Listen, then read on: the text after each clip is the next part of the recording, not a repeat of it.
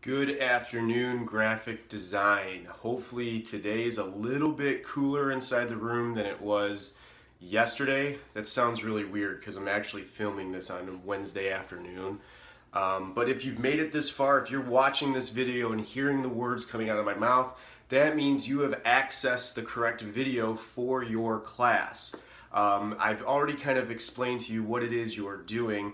And I have to apologize because typically what I do here is I like to give a little tour of my at-home studio workshop space.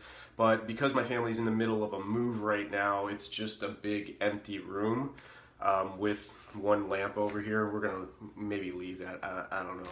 But because this is sort of a scavenger hunt, who's who, find out a little bit more, I wanted to give you guys a little bit information.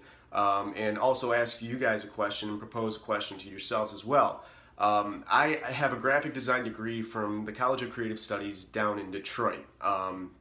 And one of the things that we studied while we were in graphic design was the history of graphic design. Where did it come from, and how did we get to the point right now where we use, computers to design images and graphics and things like that. And it was a really interesting course because it opened my mind, at least, to things that I didn't really even know that were out there. Artists that in the traditional sense you wouldn't really think are artists. You'd think that they're engineers or something because they're making products that we use on an everyday basis. So I wanted to share with you two, I guess you could call it inspirational graphic designers. I think that you'll see these names, or at least hear these names, a lot during our card marking together because they're really some of the founding fathers and also the main players today in modern day graphic design. Those names are Dieter Rams and Johnny Ives.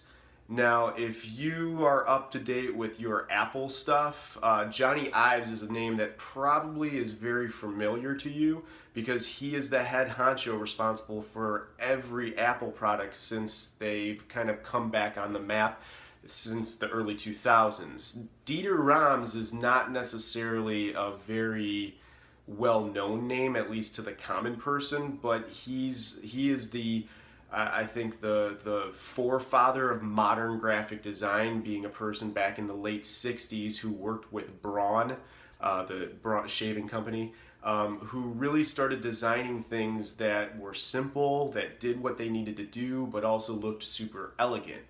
What I'd like to hear from you guys are, who are two artists or people that are responsible for making something that you look at on an everyday basis and you go, the reason I bought this was because of the way it looks. Not necessarily because of the way it works, but because of the way it works.